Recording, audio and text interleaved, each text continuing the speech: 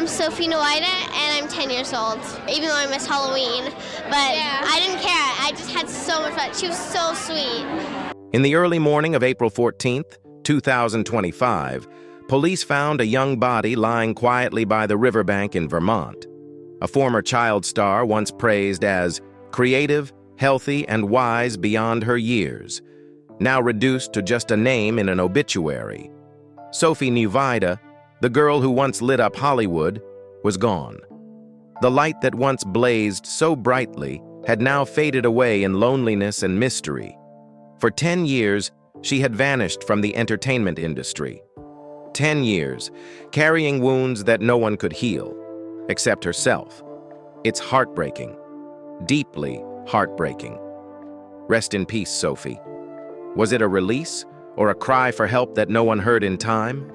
Stay with us, because behind the smile that once bloomed on set was a stretch of dark days, chilling hidden corners, and a tragedy the world so carelessly turned away from. Sophie Nyweide was born on July 8, 1999, in the state of Vermont, USA. From the very first days of her life, she lived between two worlds: the peaceful, sparse forests of Burlington, Vermont, and the bustling, relentless pace of New York City. These two opposing realms, one serene, one chaotic, seemed to foreshadow the silent conflicts Sophie would later face.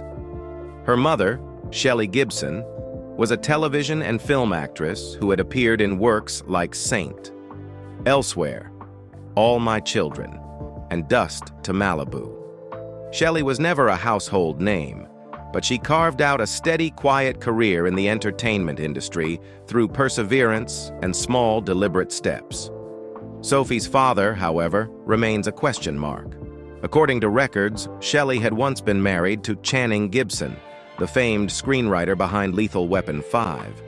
Yet no official documents definitively confirm that Channing was Sophie's biological father.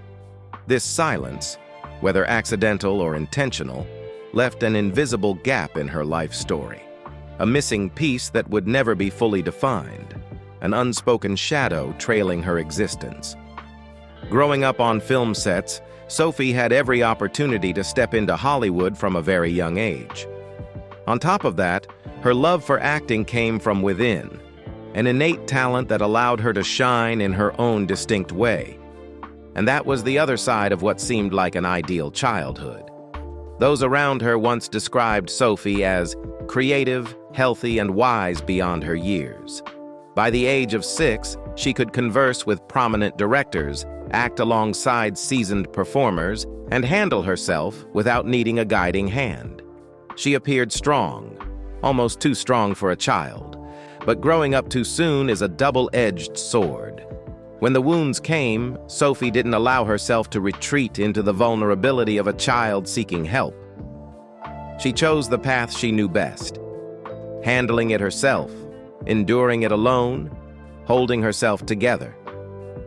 From an early age, Sophie had learned how to take care of things on her own. She didn't look for anyone to lean on, didn't voice her sadness, didn't call for help when she felt weak. And it was precisely that solitary belief, mistaken for strength, that would later become the greatest tragedy of her life. When the undercurrents within her grew too strong, Sophie could only fight back alone, until she could fight no longer. Sophie Nyweide entered the acting world at a very young age. At just 6 years old, she landed her first role in the film Bella, 2006. Though her part was small, Sophie demonstrated a natural, authentic ability to express emotions, something many child actors take years of training to achieve. From her very first appearance, Sophie caught the attention of the production team. She didn't need much direction. Once the cameras started rolling, she could convey innocence and silent sorrow with nothing but a glance. In 2007, Sophie went on to appear in Margot at the Wedding, directed by Noah Baumbach. She played Claude, the young son of the main character Margot, portrayed by Nicole Kidman.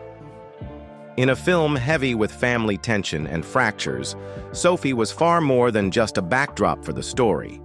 She brought to her character a rare naturalness, sensitivity, and subtlety.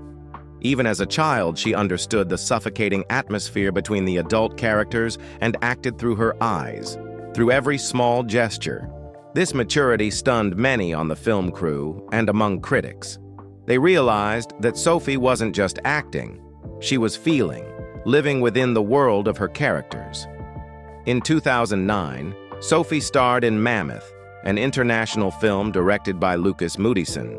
She portrayed Jackie, the daughter of a couple played by Gael Garcia Bernal and Michelle Williams. In the movie, Jackie is a child who grows up in the care of a nanny while her parents are busy with work. It was a difficult role, requiring the actor to express loneliness and a yearning for love without relying on heavy-handed dialogue. Sophie delivered. She captured the image of a silent little girl, waiting, retreating into her own inner world without the need for dramatic crying scenes.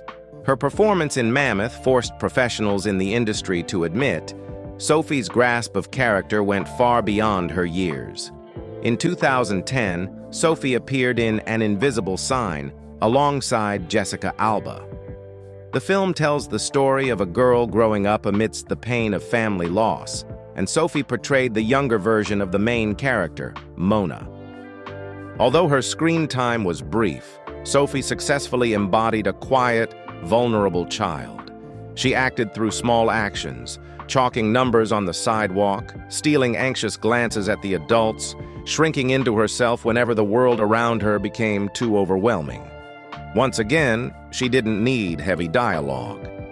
With just her eyes and movements, Sophie conveyed the loneliness and fear of loss her character carried. Outside of film, Sophie also ventured into television. She appeared in an episode of Law and Order, the iconic crime series, and took part in the social experiment reality show What Would You Do?, where she participated in morally complex scenarios. Even in these unscripted challenges, Sophie showed quickness, emotional sensitivity, and an ability to react naturally, proving she wasn't just good at following a script. She had a genuine instinct for handling real situations. From the very first years of her career, Sophie Nyweide made a powerful impression on those around her. Her ability to embody characters, her emotional sensitivity far beyond her age, and her innate acting instincts made her one of the most remarkable young talents of her generation. No one doubted her talent. What surprised many was how a little girl could understand and portray emotions so complex that even adults often struggled to reach them.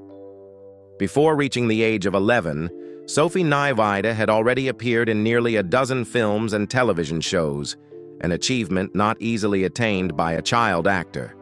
She took part in works such as Bella, 2006, Margot at the Wedding, 2007, directed by Noah Baumbach, Mammoth, 2009, directed by Lukas Moodysson, An Invisible Sign, 2010, alongside Jessica Alba, and Noah, 2014, a large-scale project directed by Darren Aronofsky. Sophie not only acted alongside big names like Nicole Kidman, Michelle Williams, and Gael Garcia Bernal, she also worked with renowned directors, those who demanded deep emotional performances, even from child actors. Her ability to embody characters, her natural presence, and her genuine emotional expression led many critics to regard her as one of the standout young talents in the wave of American independent cinema at the time. Unlike many child actors who simply relied on being adorable, Sophie showed an ability to subtly control emotions and understand her characters from within, something even older, seasoned actors sometimes struggled to achieve. Her family once said, "She seemed happiest when standing in front of a camera, becoming someone else." In acting, Sophie seemed to find a safe world, a place where every emotion, even the deepest sorrows, could be accepted without judgment. However, just when her career seemed poised to soar, Sophie abruptly stopped. In 2015, at the age of 16, she left the entertainment industry without offering any explanation. No new roles, no more sets. Sophie quietly disappeared from Hollywood, The once promising name soon became a fleeting mention in lists of child stars whose lives were marked by regret. A talent left unfinished. Had she continued, Sophie Nyweide could very well have followed a similar trajectory to her contemporaries like Ella Fanning or Sara Ronin. Both began their careers at a very young age, performing in artistic films and building reputations as serious actors rather than relying solely on childhood charm. Sara Ronin, for example, received her first Oscar nomination at just 13 years old for her role in Atonement, 2007. Elle Fanning, after supporting roles in Babel and Somewhere, became a beloved figure in both independent and commercial cinema. Sophie had a similar foundation: innate sensitivity, a deep understanding of character, and a maturity beyond her years. Had she not left the industry so soon, it's not hard to imagine Sophie Nyweide is standing alongside major projects, counted among the most talented young actors of her generation. But instead of a long and enduring career, Sophie left behind an empty space. An unanswered question: had she stayed? Just how far could that light have reached? Beneath the surface of a girl once described as creative, healthy, and wise beyond her years, Sophie Nyweide hid silent battles that even those closest to her struggled to touch. Her family described Sophie as gentle and trusting. That very nature made her an easy target for exploitation. Time and again, Sophie placed her trust in those who didn't deserve it. People who hurt her without leaving visible scars, only deep cuts hidden beneath a calm facade. Sophie's psychological wounds stemmed from personal experiences that were never publicly disclosed in detail. Her family, doctors, and even those who had worked with her all acknowledged there were dark corners in Sophie's life that no one but she herself truly knew. Without seeking professional help, Sophie chose self-medication, a makeshift escape to cope with wounds and a silent shame too heavy to name. Her family tried repeatedly to intervene. Doctors had offered assistance. In certain situations, even the police tried to reach out and help. But Sophie always gave the same answer: I can handle it myself.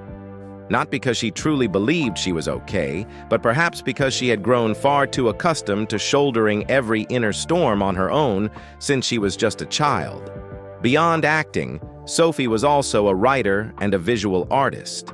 She wrote extensively, painted extensively. According to her family, her creations were like maps recording profound inner battles. In her poetry and paintings, one could see a girl trying to make sense of her pain, trying to name things no one else could understand. But writing and painting, like self-medicating, only helped Sophie catch her breath temporarily. They could not pull her out of the darkness. And then, the final tragedy struck. On April 14, 2024, around 4 a.m., Bennington, Vermont police received a 911 call from a passerby. They reported an unconscious young woman near a slanted makeshift shelter, a crude structure of branches built beside the Roaring Branch River. By the time first responders arrived, Sophie Nyweide was unresponsive. Despite attempts to revive her, she was pronounced dead at the scene. Initial police information revealed Sophie did not live in the temporary shelter.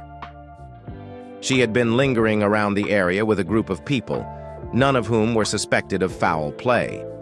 Her death was being investigated as an accidental drug overdose.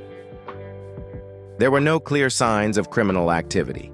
Her mother, Shelley Gibson, later confirmed to the media, "To my knowledge, she was using drugs. She was with people I didn't know." The shock deepened when the death certificate was revealed. Sophie had been pregnant at the time of her death. A tiny life, one that never had the chance to cry out, left this world alongside her on that cold riverbank night. To many, it was just another quiet tragedy among countless sorrows in the world. But to those who had ever known Sophie, even if only through a few small film rolls or the pure light in her eyes as she tumbled across a beach long ago, her passing cut deep. A girl who once carried light, who once sought release through every performance, every painting, every poem, was now reduced to a cold, indifferent obituary. The image of a young girl trying to heal herself brings to mind Sharon Stone. Both turned to art as a way to save their souls. For Sharon, it became a long journey in which she used color, light, and paintings to cleanse the unbearable pain of her life's darkest turns. Painting, for Sharon Stone, was not merely a comfort.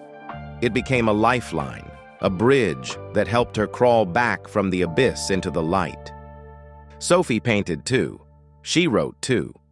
She also used colors to try to untangle the chaotic emotions inside her. But unlike Sharon, Sophie was still far too young. She had only just begun learning how to express her pain, not yet how to heal it. Sophie's writings and paintings, according to her family, were like tear-soaked maps, recording each small battle she silently endured. But putting pain into words doesn't mean escaping it. Painting sadness doesn't mean finding a way out. While Sharon Stone had age, experience, and external support to help her gradually recover, Sophie had only herself, alone, facing the dark spaces she was too young to fully comprehend and too fragile to overcome. And that is the most heartbreaking part. It wasn't that Sophie lacked courage. It wasn't that she didn't try. It's just that there are some battles no one, no matter how brave, can win alone. Shortly after news of Sophie Nyweide's death was confirmed, her family issued an official obituary. In their message, they emphasized that Sophie was not just an actress, but also a daughter, granddaughter, sister, friend, and a newly beloved aunt. She was described as creative, healthy, and wise beyond her years, and that, in her short time on Earth, she achieved so much, both artistically and in life. The family stressed that Sophie was always safe on set throughout her brief career. Her mother, Shelley Gibson, in a statement to the media, made it clear that Sophie's time acting had not harmed her. She was not a child star hurt by the industry. Her acting career was short, but very happy. She reiterated that all of Sophie's struggles stemmed from her personal life, not from the artistic environment or from working in film. Shelley Gibson confirmed that the exact cause of Sophie's death was still under investigation, with autopsy and toxicology results expected to take 6 to 8 weeks to complete. While waiting, Shelley expressed her personal belief that drug use may have contributed to the tragedy. But she also admitted frankly, "I cannot say for sure until the official results are released." The obituary ended with a haunting plea. Sophie, a life ended too soon. May it not be in vain. May we all learn from her brief life and do better. Yes, we must all protect our children and do better. The family also requested that instead of sending flowers, those who wish to honor Sophie donate to RAIN, the largest anti-sexual violence organization in the United States, to continue fighting for the vulnerable like Sophie. There are worlds the human eye will never see. There are mysteries that exist within the very hearts of people standing right before us each day, smiling, talking, while carrying sorrows even they cannot fully name. The story of Sophie Nyweide makes us slow down and reflect. Surface appearances are never the whole truth. A smiling face, a simple "I'm fine," can mask the fiercest storms raging within. And it's terrifying when someone, for many reasons, whether fear, insecurity, or simply being too accustomed to enduring alone, chooses to fight in silence, locks the doors to their soul, and refuses any hand reaching out to them. Sometimes resilience is not strength, it's a dangerous mask. Because no one, not even those who love us most, can save us if we refuse to let them in. The tragic end of Sophie is not just a personal loss. It is a bitter reminder for all of us. We need to learn to draw closer to one another. Learn to listen with the heart, without judgment. Learn to be a safe harbor for each other, especially in those moments when a simple question, a glance of true understanding, could mark the thin line between hope and despair.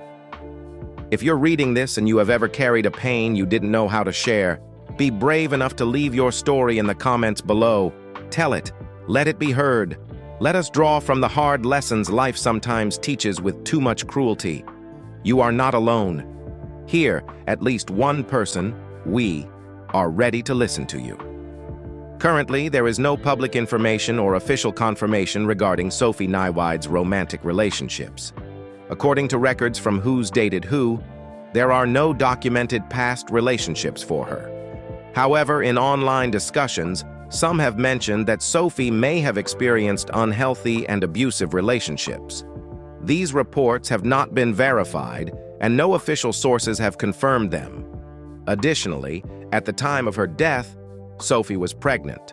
Her death certificate confirmed this, but the identity of the child's father was not disclosed, and there is no confirmed information about any relationship she was in at that time. Sophie took all her secrets with her. Those who loved her can only mourn in silence and wonder. How many words needed to be spoken, but were swallowed instead? How many cries for help went unnoticed, simply because someone looked like they were okay?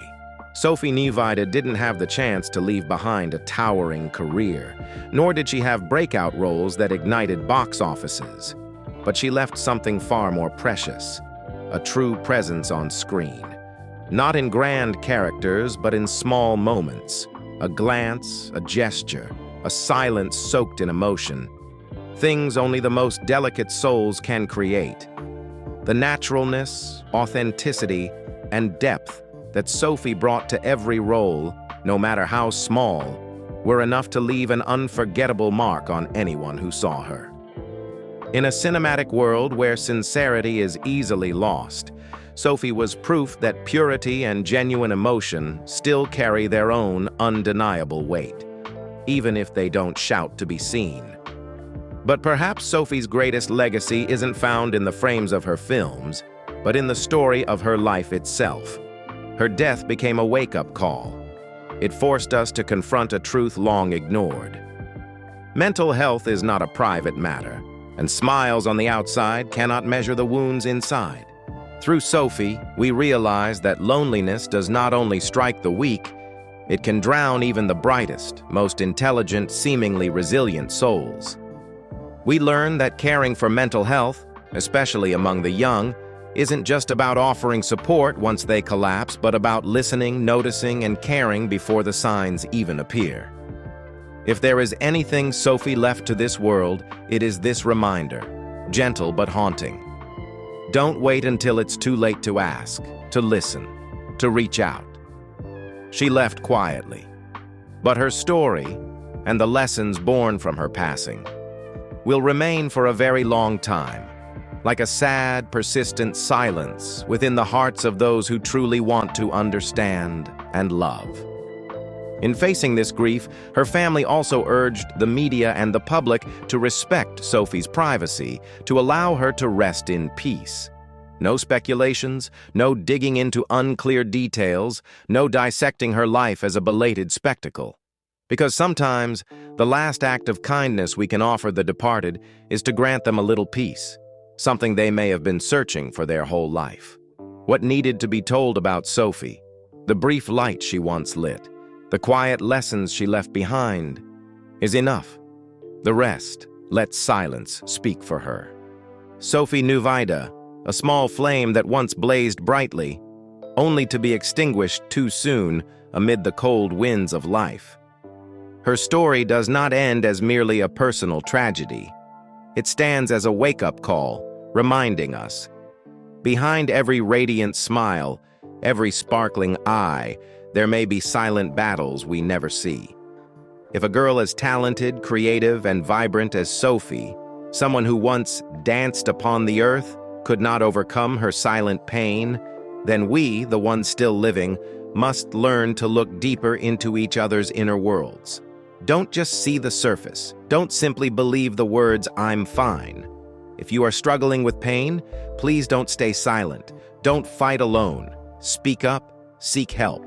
Because sometimes in this life, a single, timely hand reaching out is enough to pull a soul back from the abyss. and let the memory of Sophie Nyweide never fade into oblivion. Let her story become a light, illuminating lost souls and reminding us that caring for one another should never come too late. Don't forget to follow our channel for more heartfelt stories about the world's legends.